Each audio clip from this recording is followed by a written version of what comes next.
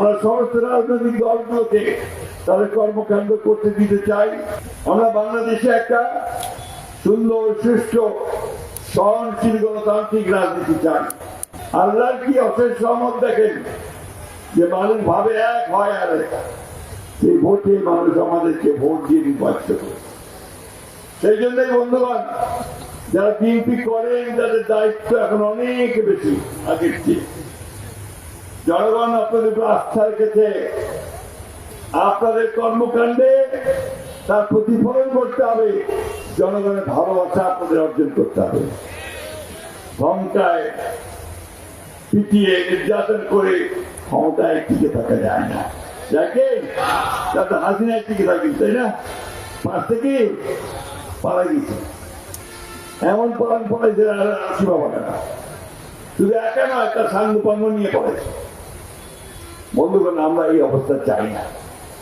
আমরা বাংলাদেশে একটা সুন্দর সুষ্ঠু সহনশীল গণতান্ত্রিক রাজনীতি চাই। ইংরেজিতে আমরা বলি লিবারাল ডেমোক্রেসি, বাংলায় বলি উদারপন্থী গণতন্ত্র। সেই গণতন্ত্রকে আমরা এখানে প্রতিষ্ঠা করতে চাই। আমরা সমস্ত রাজনৈতিক দলগুলোকে তাদের কর্মকাণ্ড করতে দিতে চাই, তাদের বক্তব্য রাখতে দিতে চাই, জনগণের সামনে যেতে দিতে চাই। তাদের মধ্যে থেকেই তার জনগণ বেছে নেবে। আমরা সংসদকে কার্যকরী করতে চাই। সংসদে যেন সকল রাজনৈতিক কর্মকাণ্ডের কেন্দ্রবিন্দু হয়, সেটা আমরা চাই। অর্থাৎ দেশ থেকে আমরা সত্যিকার থেকে গণতান্ত্রিক রাষ্ট্রের সাথে বিবেচনা করতে চাই।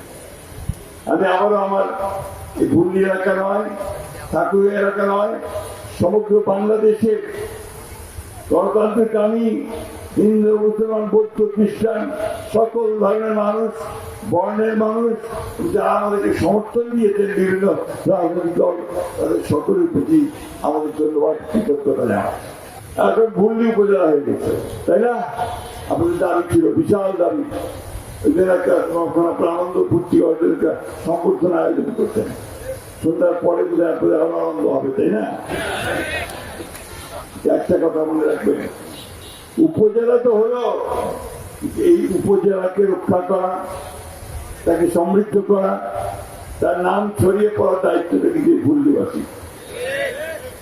নেতৃত্বকে সেইভাবে তৈরি করতে হবে, নেতৃত্বকে সেইভাবে উপযোগী করে গড়ে তুলতে হবে যেন ভুল্লি এলাকার মানুষ তাদের নিজের নেতৃত্ব সৃষ্টি করে ভবিষ্যতে পথ চলতে পারে। আমি আরো কয়েকজন নাম এখানে বলতে চাই, যারা আমাদের অতীতে 1971 থেকে শুরু করে এখন পর্যন্ত যারা চলে গেছেন, আমাদের মাঝে নাই।